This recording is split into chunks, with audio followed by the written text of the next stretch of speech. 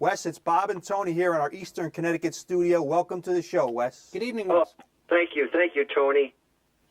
It's a pleasure to speak with you, Wes. Again, thank you for your cooperation and willingness to come on. And again, for our viewers out there watching on the television, and as we talk to Wes, we have some collages and pictures at different points of his career that we will be showing on the screen. Again, Wes played from 64 to 72 for the Dodgers. Was a member of the 65 and 66 World Series teams. Of course, the 65 team won the World Series. Wes won the Gold Glove in the National League 6 straight years between 1967 and 72. Later worked as a TV broadcaster for various networks. Also did some acting. Very eclectic type of life. And we're very honored to talk to him. We're honored, Wes. Thank you. Again, thanks for calling in, Wes. And, growing up in the 40s and 50s, Wes, I was thinking, was it always baseball for you? And was it your first love? And tell us maybe some of your early influences, favorite teams, etc. Well, I was here in L.A., yes. I grew up here. And before the Dodgers came in 1958, we had a minor league team called the Hollywood Stars. Oh, yeah. As part of the Coast League, Pacific Coast League. And at the time, it was an open classification, so there were a lot of major leaguers in that league. And, Joe DiMaggio started there. And Hollywood had Dick Stewart, who later played first base for the Pirates. And they also had Billy Mazeroski, who's in the Hall of Fame and played with the Pirates. So it was really good baseball. And I grew up a Hollywood Stars fan hoping to play for them. And then when the Dodgers came in 58, Hollywood had to relocate to Salt Lake City, so I then became a Dodger fan. My dad had season tickets. I mean, this is really an unbelievable story that your listeners may find hard to digest, but I actually watched the Dodgers play from my dad's field seats right behind first base. I saw Gil Hodges. I got to work out with the team because I knew Charlie Dressen, who was a coach. And my dream at that point became to one day play for the Dodgers, and that started in 1964, and it's still hard for me 51 years later to believe that it turned out the way it did. It was a dream come true. Well, that was kind of my second question, Wes. You attended USC, and of course you must have been totally excited to stay right in that area. And you had just told our viewers about how you were a Dodger fan and a Southern California guy. It must have been incredible, as opposed to maybe going across the country and signing with someone else. Yeah, I probably would have played anywhere, but my heart was certainly with the Dodgers. And as you know, they won a world championship in 55 in Brooklyn, and I watched that on television. They finally beat the Yankees. And then they came out to L.A. in 58. They came in next to last. They finished 7th. The Phillies finished 8th. And then the year after that, 59, they won a world championship. So all of a sudden, the entire city were Dodger fans. And 63, they won another one. I had signed in 62, and I was in the minor league system, the Dodger minor league system in 63. So I went to spring training with the big club in 64, trying to make a world championship ball club. And I was fortunate to be able to do that. You mentioned I went to SC, that's true, but my first 3 years I went to Claremont College, which is east of L.A., about 50 miles. It's sort of an Ivy League school very close to Pomona. Scripps College, which was an all-women's college. And I got a terrific education. And later on, people would come up to me and say, well, what did your great college education have to do with putting you in Major League Baseball? I said, nothing. It's just what I love. That's great. And one more question before I pass you to Tony, Wes. What stands out when you look at your career is you had one manager, Walter Alston. You're one of the few guys who probably played 9 or more seasons who only knew one manager the entire career. We had talked to Tommy Lasorda a few weeks ago and everyone else about Walter Alston. Give us your impressions of him, and especially when you came up. I liked him enormously. I thought he was a terrific manager, well-deserving his spot in the Hall of Fame. And what made him so good was he didn't overmanage, he didn't micromanage. His philosophy was, you're a professional, I'm going to write your name on the lineup card. Now you go out and do your job. Do what you're supposed to do what you're trained to do. So he was very hands-off, and I thought that was a wonderful way to manage. And he was also extremely good at knowing when a pitcher should be removed, a starting pitcher. I never saw anyone better at that. You know, Sparky Anderson, they nicknamed him Captain Hook because he kept taking pitchers out. But Walt would invariably, at the exact right moment, remove a starting pitcher and bring in the right reliever. And that was one of his really great assets, plus the fact that he always treated his players like men. And I gave him a lot of credit for the wonderful 9-year career that I had, because in the beginning, if you look at my numbers, hitting numbers, the first 5 years, actually, I was a 245 hitter.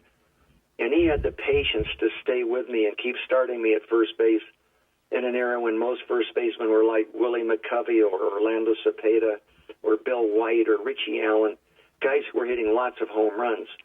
And I only hit maybe 8, 10 a year.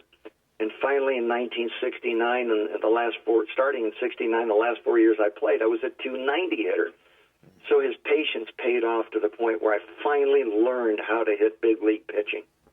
Yeah, it's a great manager. Again, we're honored to be joined by former Dodger Wes Parker. Tony, question. Wes, I can't tell you what an honor it is. I watched you coming up. I watched you with the Dodgers. I watched you in '65, and two things always got me about you. Number one, you were a switch hitter, and number two, you were an excellent fielder. How did you become a switch hitter, and how did you learn to field so well? I've been asked that so many times. The switch hitting started... I thought it was being original. Yeah, the switch hitting started with my Little League coach, and it was all because it was hard to find fields to practice on when you're hitting, because balls would leave the area, we'd lose balls or go through somebody's window. There just wasn't that much space. So one practice, he just said, okay, everybody has to hit from the opposite side to prevent that from happening, to prevent us from losing balls. And he said, you're really good hitting left-handed, because I was a natural right-hand hitter. He said, you should keep doing it. And he was the one who got me started. Now, as for the fielding, I grew up fortunate. We had a pretty big yard where I grew up in Brentwood, which is on the west side of Los Angeles. And I was also fortunate to have a younger brother who loved baseball as much as I did. And all day long, for 10 years, literally 10 years, from ages 7 to 16, 17 years old, when I started chasing girls, he hit me ground balls every day. And I mean it. He hit me ground balls in our front yard every day for 10 years. And that's where I learned to become a really good fielder.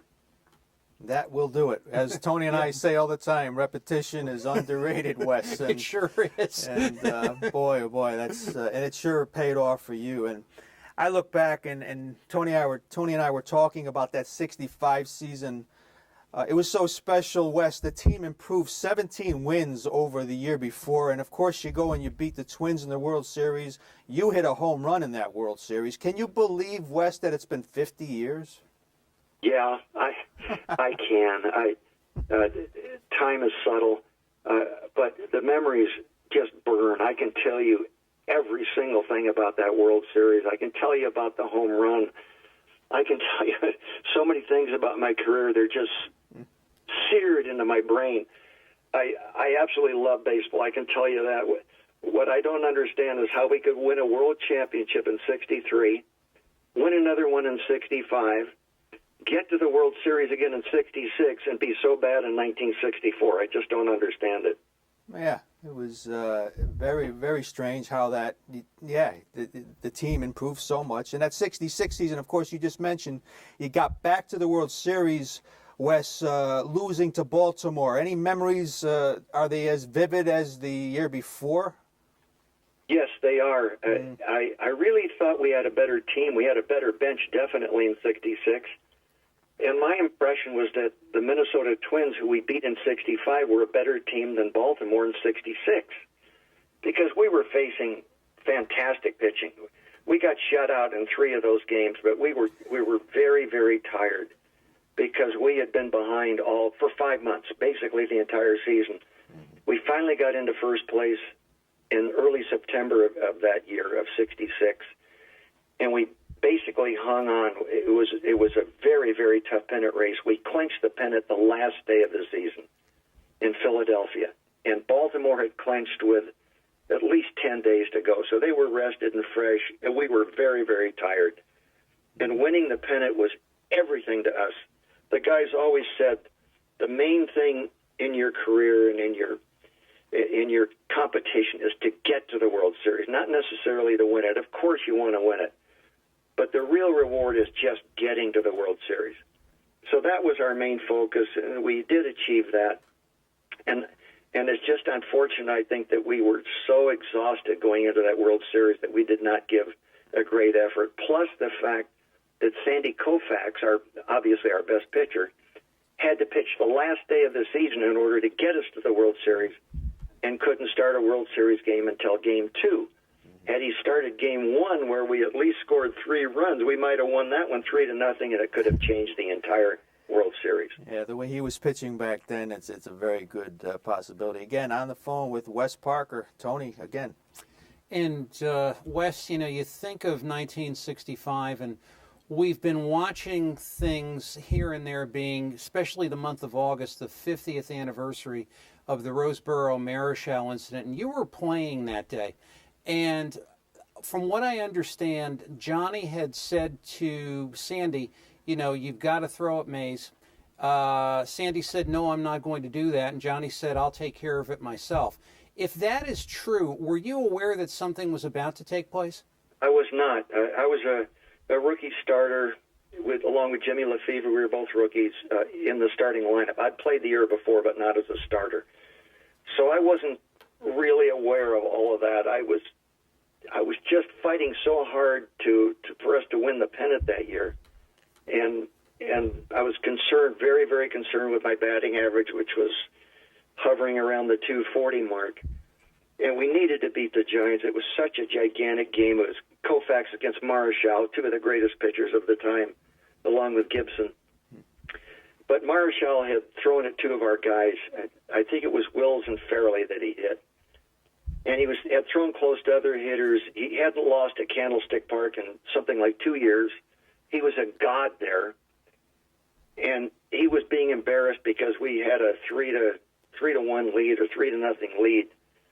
I think it was in the 3rd inning. Yeah, it was the 3rd inning. And John Roseboro was really a terrific competitor in terms of wanting the pitching staff to protect our hitters, which Drysdale always did. Now, Sandy was unwilling to retaliate and hit Mays and McCovey, their 2 best hitters, because Sandy threw so hard he was actually afraid he would kill one of those guys. If he hit him in the wrong spot, he might kill him. So that's why he refused to throw at them. And then John Roseboro said, well, I'll take care of this myself. And apparently on an inside pitch with Marichal at the plate, he threw it back to Sandy so close to Marichal's ear that it started the fight. Yeah, and we see the replay, and everything else is history, Tony, as we know. And we had mentioned their fielding prowess before, Wes. And again, as we talk to Wes, we have some good shots of him at currently and back in his playing days. And we thank Stephanie, our studio coordinator, for that. But the 67 was the start of your winning of the 6 consecutive Gold Gloves. And you won it right up through the year you retired. And, it must give you an incredible sense of pride in your defense, Wes, because that kind of feeling, as great as you were, had to translate to many Dodger victories. I was just wondering, when you received that first Gold Glove, to be recognized among your peers, it must have been a very special thing. And then, of course, you probably came to expect it every year like a Jim Cott, because it just was a yearly thing with you. It must have been such an amazing honor. It was. In fact, the day that I found out about it, I made my first hole-in-one on a golf course. Wow. You hit the lottery that day, Wes. Yes, and that evening, Ron Fairley somehow heard it on the news, and he told me about it, and I was ecstatic. A lot happier about that than the hole-in-one. Plus the fact that Gil Hodges, I had met him and worked with him, because I used to work out with the Dodgers when they first came to L.A., and I admired him so much, and he was the winner of the first 3 Gold Gloves. And then I had played against Bill White, who won the next 7 with St. Louis, and I admired the heck out of him. I used to talk to him a lot when either one of us would get on base. He's a great man, truly a great man. So now I was the third guy to win the Gold Glove at first base, and to follow Gil Hodges and Bill White, two men I admired so much. That's another reason why it meant a great deal to me. Plus the fact that I'd put so much time into my fielding as a kid. Yeah. And had I not been such a good fielder, I doubt that Alston would have had the patience to keep me in the lineup, because my hitting was so poor those first 5 years. For some reason, I was just very slow at learning how to break the code of big league pitching. But by 69, with the help of Dixie Walker, our batting coach, and Tommy Lasorda, who was a minor league coach but worked with me in spring training, with the help from those two guys, I finally figured it all out.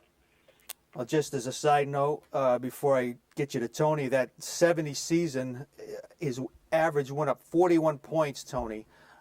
He drove in 111 runs, and he led the league with 47 doubles. So those Yes. guys that he just talked about had a lot to do with that. And he played in 161 games, too, which led the league. So that was an incredible thing when it all came together in 1970. Tony. And Wes, you're a young man. You're learning how to hit big league pitching well, and you retire. And I was surprised when I read about it, and I know you could have played longer, but I do believe you had good reasons for that. Can you tell our audience? Yeah, certainly. I was only 32 when I retired, and it was a combination of reasons. Number one, not necessarily in importance, but number one was that we weren't winning anymore. Cincinnati was so doggone good. Mm-hmm. The big red machine. In my first 2 years as a starter, we were in the World Series, and all of a sudden we just would not win, and I didn't think we were ever going to win. As good as Cincinnati was with Johnny Bench and Pete Rose and Joe Morgan and Tony Perez, they're all in the Hall of Fame. And they had Jim Maloney and Don Gullett, two of their starting pitchers, who both would be in the Hall of Fame, except they had so many arm injuries. So they were a monster team, and the game is so much more fun when you're winning, and I guess you could say I was spoiled from winning when I first started. And then another reason was by 1972, which is 9 years after I started with the Dodgers, there were only two players left from the original team, and that was Jim Brewer and Willie Davis. Everybody else was gone, retired, traded, something.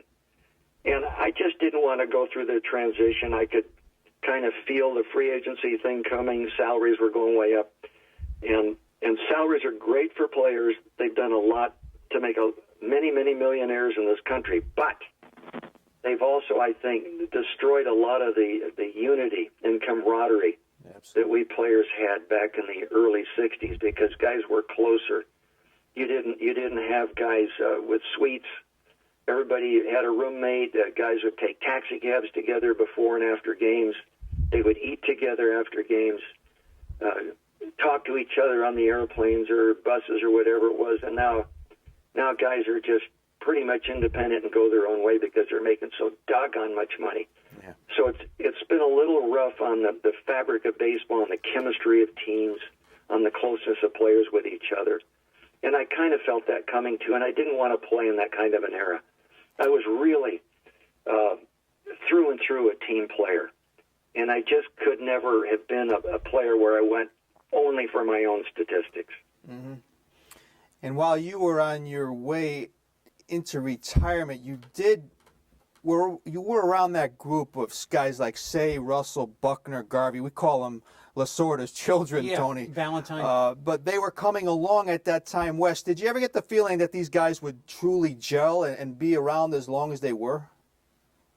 Well, they were talented, and in 1970, when I had my big year with the Dodgers, that same year, Tommy Lasorda had all these guys at Spokane, our AAA club. Yeah. And they won the Pacific Coast League by a record 27 games, something like that. It might have been 26, it might have been 28, but it was just ridiculous. Nobody'd ever won the pennant by that many games. Boy. So we knew they were good. Joe Ferguson was a part of that team, Bobby Valentine, Tommy Paciorek. They really had an amazing amount of talent.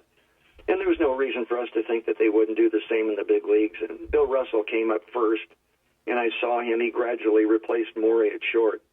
and Bill was a terrific athlete. He really was. So I wasn't surprised.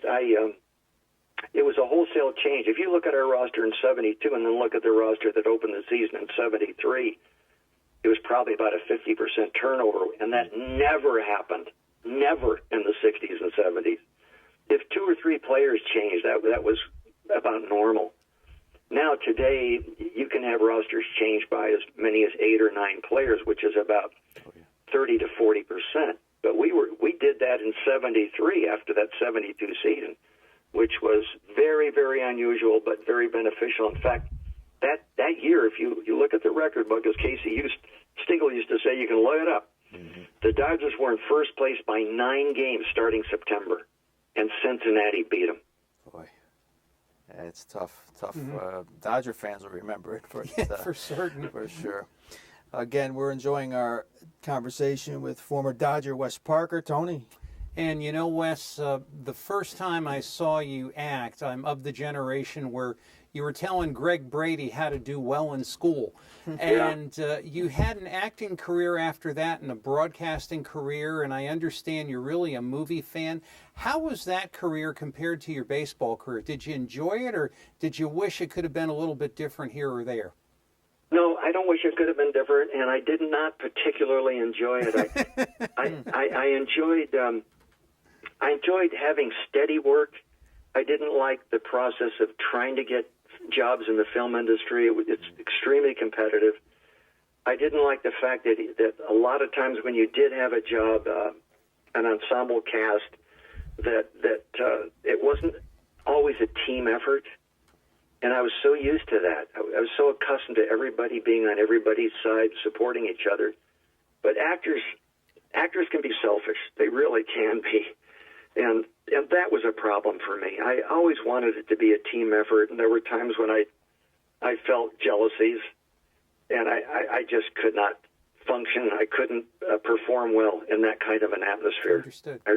So I didn't particularly regret any part of it, but I do love film. I grew up with it. My dad used to rent movies and run them in our living room before television, so I would watch Abbott Costello, W.C. Fields, Mae West, Roy Rogers, Gene Autry Westerns, things like that. And I love the fact that I got a chance to earn a living for 15 years as an actor, because I found out what the business was all about. And it was something that I've always loved and still do. Not just film in general, but really good film. There are so many collaborative efforts that turned out beautifully, and it's the great films that I enjoy and love to watch over and over and over again, just to pick up little nuances. And incidentally, I'll give you one that you probably never heard of. Most people haven't. But there was a beautiful movie made in 1947. It's film noir, and it's called Out of the Past. Out of the Past. Robert Mitchum and Jane Greer. You got it. Kirk Douglas and Rhonda Fleming. And it's a little bit like a Casablanca, except it's got the double-crossing dame in it, played by Jane Greer. That is one whale of a great film, and your listeners would benefit by watching it. Well, there you go. That's coming from an actor, so make sure you go out and check that movie out. But that's great stuff. I got to just rewind just a little bit, Wes, because you were blessed to have played with Sandy Koufax, who you mentioned. And I emailed Tony the other day about Koufax's 3 years, 64 through 66. And Wes, he was 72 and 22 with an ERA of 1.8. Now, you're playing behind this guy. Did you have a sense of how special this guy was, how great he was, or what was it like? I mean, this guy is beyond legendary, and what he was doing was just so outrageous, and the numbers in those years were so outrageous, the innings, the strikeouts. And did you ever get to bat against this guy? Give me just, what was it like to be around Sandy? Talk about being around like a quote-unquote god. I never hit against him, ever. and when he pitched in spring training games or inter-squad games, he never threw hard because he was so secure in his talent. Of course, I was aware of him just from being a fan. And when I first met him on the airplane going to spring training, that first year, spring of 64, I was in awe, just like everybody else. And I was dressing next to him. And I saw part of what made him so great because he had unusually long arms, extremely big hands, which is true of a lot of great athletes, incidentally, that they have oversized hands. And I think the reason that's such an advantage is it gives that person control over the bat or control over the ball or whatever sport they're playing. But he did, and he got great leverage. He had a beautiful windup, too, just perfect fundamentals. And Maury used to point out to me how competitive he was. He was very, very competitive, had a lot of pride. And for those 5 years, you're right, 62, 3, 4, 5, 6, he won the ER title every year. And he dominated. And the games that he lost were generally the ones where we scored one or fewer runs. We even used to have a joke. He was so dominating that if we scored one run in the first or second inning, we'd go to him on the bench and say, "There's your run, Sandy." and very often it would be enough. Yeah. And there was a game in 1965, I know you're aware of it, in early September when Bob Henley of the Cubs threw a one-hitter against us, and Sandy threw a perfect game against him to win 1-0. Oh boy, yeah, that was something. And no pitch count at the time was no pitch count, but correct. That was a great memory, Tony. You know, Wes, and back to the game in '65 against Henley. Did you guys know there was a perfect game as it was progressing? Yes, absolutely. You're not always aware of it early because that happens frequently. A lot of pitchers will start off like that. But by about the fifth inning, then you start to notice. If he gets through the first 5 innings, any pitcher, and still has a perfect game, then yeah, you're aware of it. Very interesting. Yeah, the whole jinx thing, and we went through it with the watching the Yankee telecasts in the 60s, 70s. Yeah, they never used to mention it on the air. Now they're saying it after the third inning, for crying out loud. Yeah. You know, and are most people back there where you live, are they Yankee fans or Red Sox fans? Oh, well, it probably splits evenly. We're in the northern part of the state. You might find more Red Sox. Once you get closer to New Haven and point south, it's probably Yankee. Yeah. Aren't the Red Sox fans upset with what's happening after all those big trades they made? Bob will tell you. Oh, it's we do a Tuesday night Red Sox show on Blog Talk Radio, Wes, and it hasn't been pretty. Well, you got Henry Ramirez from us. Yes. And even here, we knew he was a very good hitter, but we also knew he was not. He was a defensive liability. Right. And the experiment in left field hasn't really worked out for the best. We're wondering if he should be playing first base. But that's probably another one of my questions I was going to ask you. You know, these great fielding first basemen over the years like yourself. Remember Tony, George Scott. Yes. And Galarraga and Jim Spencer and Mattingly and even guys recently like Teixeira, right? Yeah. You know, Wes, what do you say to these people over the years who say things like, you know, first base is easy to play, or we're not sure where to put this guy, let's throw him at first. First base. I played first base myself, Wes, up to college, and I can tell you I was probably the best athlete on my high school team. It's not a place where you just put a guy who's a target. No, yeah, the Giants used to try that against us. They would put Ed Bailey, who was a catcher by trade. They would put him at first base to try and get an extra bat on the lineup. Mm-hmm. So Maury came to me. You saw the lineup card 10 minutes before game time. He came to me and he said, "Wes, we're going to bunt on him. They got Ed Bailey at first. He has no idea how to play there. We're going to bunt on him." Maury bunted for a hit. I bunted. Somebody threw the ball away. It was 2-0 after 5 minutes. So you're right. They've stopped doing that. But my broad statement about playing first base is this. It's very, very easy to play poorly or average, and very, very difficult to play really, really well. Because most fans don't know the difference, for one thing. But if you want to know how good a first baseman is, look at these 3 things. Number 1, range. How far does he get off the bag? How far does he go to field a ground ball? Number 2, also when to catch a pop-up. Number 2, how often does he use his arm and how well does he use it? Does he throw out lead base runners on bunts? Is he good on cutoffs and relays, throwing guys out at third, throwing guys out at home? Is he good on rundown plays? And thirdly, how aggressive is he?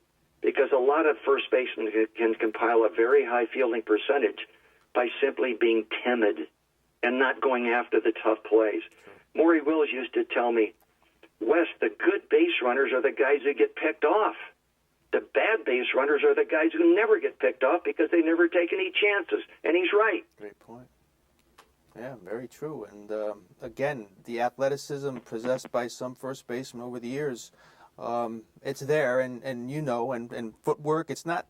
You just don't automatically grow into it. Well, and that's another question I had for Wes as far as left-handers. I'm presuming left-handers with pickoff plays. Who was the one you had the most challenges with, or perhaps had the best or quickest move? You mean in terms of catching their pickoff throws? Well, here's the thing that you probably aren't aware of. A lot of pitchers, they'll be set up to throw a certain pitch, like, let's say, a slider. And then they see a guy taking a big lead, and all of a sudden they fire the ball over to first to try and pick him off, but they haven't changed their grip, so they throw you a slider at first base. And you're not expecting that. Joe Mueller did that to me one time, and the ball went off my glove. I got an error. But that's one of the things. So it doesn't really matter what pitcher is throwing over to me. It's how are they throwing the ball? Are they throwing it straight? Are they throwing a slider or a cutter or a sailor or something like that? That's a very good Because point. a lot of times their pitches will move. Even their pickoff throws will move to first base. Left-handers are easier to catch because they don't throw it as hard. But a right-hander will spin and throw really, really hard and really quickly. And you have to be very aware with them. Again, we're just down to a couple more minutes with Wes Parker. He's been very kind with his time. And I always like to ask some of our guests, Wes, who are some of your greatest friends that you made over the years that maybe you still stay in contact with through the game of baseball? I feel so fortunate there that a lot of my teammates like Ron Farrelly, Jimmy Lefevre, Wally Moon. You remember the great Wally Moon is still alive, doing well, living in Texas. He was like a father to me when I first came up to the team. Just a terrific teacher. Bill White, definitely. Ernie Banks, who just passed away, he was one of my absolute closest. I used to take these guys out to lunch and dinner. Wow. And spend time with them just talking about baseball. And of course, they're first basemen. Everybody knows first basemen are the greatest guys in the game. I'm not going to argue with that.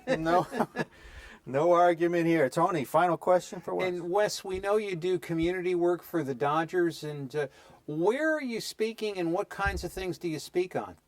Well, I've been doing this ever since my career ended. I talk to kids primarily. I go to schools. Reading day, Dr. Seuss reading day, or a career day, and I just talk to them about life.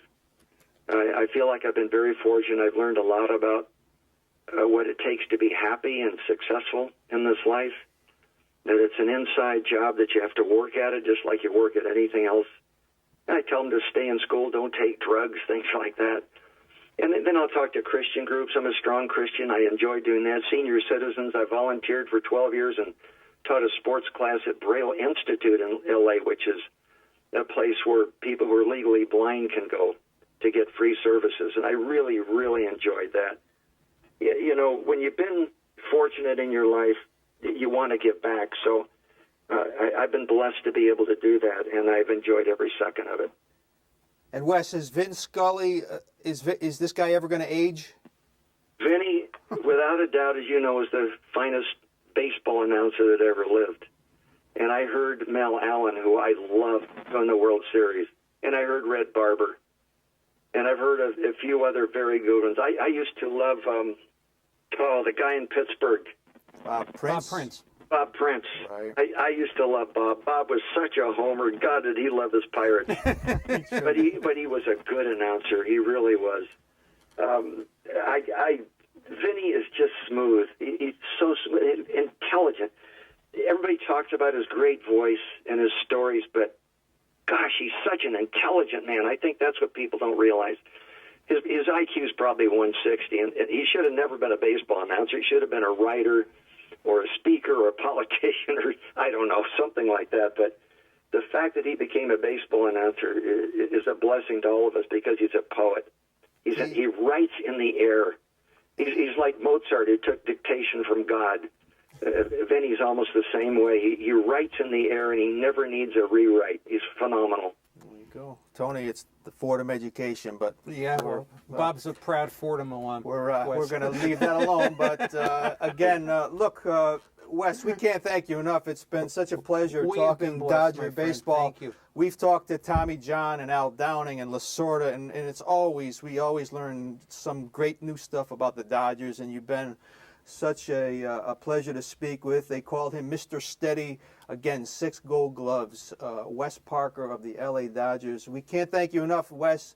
Please keep in touch, and continued good luck to everything in that what you're doing. It's great. Thanks so much. Thank Wes. you, guys. Thanks for having me on, and my best to all of those wonderful baseball fans on the East Coast. We'll send it along, you, and Wes. again, thank you, sir. Take care. Okay. Good night.